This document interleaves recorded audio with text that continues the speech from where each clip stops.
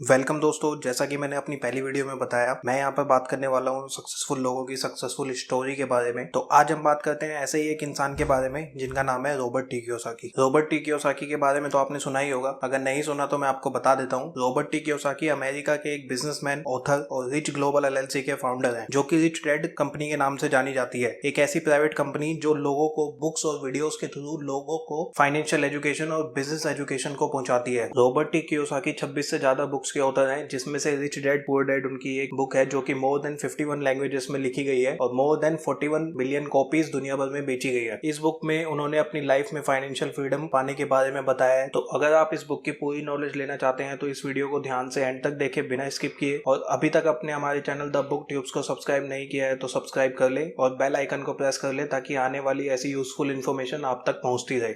20 साल पहले Robert T Kiyosaki की एक book rich dad poor dad, जो कि एक बहुत ही फेमस बुक है उनकी, कुछ पब्लिशर ने उनकी बुक के फर्स्ट लेसन की वजह से उसको ठुकरा दिया था। लेसन जिसका नाम है the rich don't work for money. उनका कहना था कि इनकम में जो बढ़ोतरी हो रही है वो सिर्फ एंटरप्रेन्योर्स, बिजनेसमैन और इन्वेस्टर्स की हो रही है, ना कि एम्प्लॉयज की जो सिर्फ पैसों के लिए काम करते हैं। वो ये भी बोलते थे कि पुअर और मिडिल क्लास माइंडसेट वाले लोगों के लिए पैसा सेव करना एक धर्म है, गरीबी से फाइनेंशियल फ्रीडम और निर्दयी दुनिया से सुरक्षा। दोस्तों, आज बहुत से देशों में इंटरेस्ट रेट ऑलमोस्ट जीरो हो चुका है और यही रीजन है सेवर्स आर लूजर्स। इंडिया में भी इंटरेस्ट रेट बहुत तेजी से कम हो रहे हैं। अगर फिक्स डिपॉजिट की बात करें तो 7% से घटकर 5.7% हो गया है और आने वाले टाइम में ये और भी तेजी से कम होने वाला है। यही रीजन है दोस्तों कि लोग पैसा सेव करते हैं और कम इंटरेस्ट होने की वजह से उनको उनके पैसे में बहुत ज्यादा बढ़ोतरी नहीं मिल पाती, जिसकी वजह से वे लोग कभी अमीर नहीं बन पाते हैं। जो लोग पैसों के लिए काम करते हैं और पैसा बचाने के बारे में सोचते हैं। तो आइए जानते हैं रॉबर्ट टी कियोसाकी की इस बुक के बारे में जिसका नाम है rich dad poor dad. Robert T Kiyosaki के दो फादर थे, पहले उनके खुद के फादर और दूसरे उनके दोस्त माइक के फादर। पहले फादर जो बहुत ही हाईली एजुकेटेड और इंटेलिजेंट भी थे, जिन्होंने पीएचडी की और फिर अपनी एडवांस स्टडीज को करने के लिए स्टैनफोर्ड यूनिवर्सिटी, जो कि शिकागो में है, चले गए। और दूसरी तरफ उनके दूसरे फादर जिन्होंने कभी अपनी 8th क्लास तक भी पूरी नहीं की थी। दोनों ही फादर अपने करियर में बहुत ही सक्सेसफुल और बहुत ही हार्ड वर्किंग थे। दोनों ही बहुत अच्छी इनकम कमा रहे थे। दोनों ही बहुत स्ट्रांग थे, जो उनको हमेशा अपनी बातों से इन्फ्लुएंस करते थे। दोनों ही एडवाइस करते थे but they did not advice the same things. दोनों ही बहुत स्ट्रांगली बिलीव करते थे एजुकेशन में but they did not recommended the same course of study. पहले फादर उनको हमेशा बोलते थे पैसे ही सारी फसाद की जड़ है, जबकि दूसरे फादर उनको हमेशा बोलते थे कि पैसा ना होना ही सारे फसाद की जड़ है। पहले फादर उनको हमेशा महंगी चीजों के बारे में सोचने से मना करते थे और कहते थे कि ये उनकी हैसियत से बाहर है, जबकि दूसरे फादर उनको हमेशा ये इनकरेज करते थे कि सोचो कि मैं ये सारी महंगी चीजें कैसे ले सकता हूँ, जिससे उनके दिमाग में न्यू आइडिया जनरेट होते थे। पहले फादर हमेशा कहते थे तू बहुत पढ़ाई कर और मेहनत कर ताकि तू बड़ी कंपनी में नौकरी कर पाए, और दूसरे फादर कहते थे कि तू बहुत पढ़ाई कर और मेहनत कर ताकि तू अपनी खुद की कंपनी खोल पाए और लोगों को नौकरियां दे पाए। पहले फादर उनको बोलते थे कि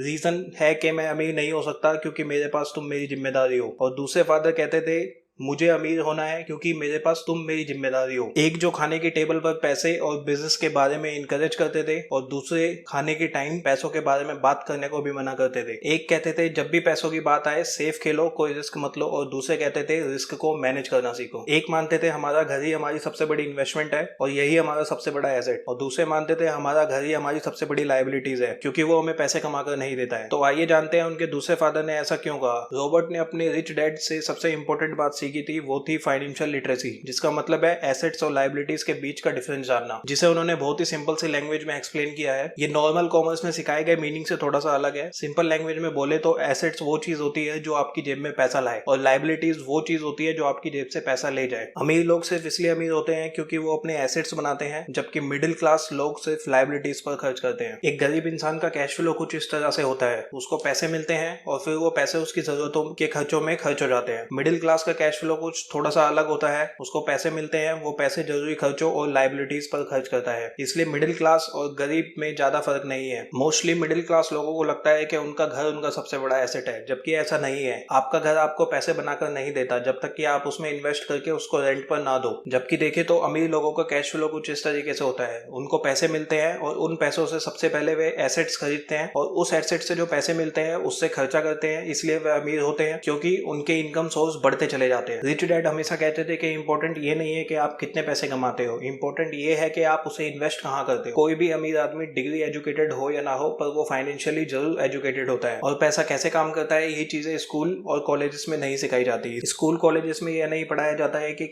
पैसा कैसे कमाया जाता है। वे सिर्फ प्रोफेशनल स्किल्स और एजुकेशन पर ध्यान देते हैं, लेकिन फाइनेंशियल स्किल्स पर नहीं। इसलिए अच्छे डॉक्टर, इंजीनियर्स, बैंकर्स और ऐसे बहुत से लोग जो बहुत ही अच्छे ग्रेड्स अचीव करते हैं अपनी लाइफ में, वो फाइनेंशियली स्ट्रगल कर रहे होते हैं। रॉबर्ट के पास एक एडवांटेज था, उन्होंने अपने दोनों फादर को अपनी अलग अलग सोच के साथ बढ़ते और उनकी तरक्की देखी। उन्होंने 9 साल की उम्र में अपना दिमाग लगाया और अपने दूसरे फादर की बात मानी, जिससे उन्होंने करोड़ों कमाए और मायामी फ्लोरिडा के सबसे अमीर आदमी बने, जबकि उनके दूसरे फादर गरीब रह गए। दोस्तों, आज के लिए इस वीडियो में इतना ही। अगली वीडियो में मैं लेकर आऊंगा आपके पास इस बुक से सीखे गए 7 लेसन्स और 6 सोर्स ऑफ इनकम। तब तक के लिए जय हिंद, शबक है। Thanks for watching.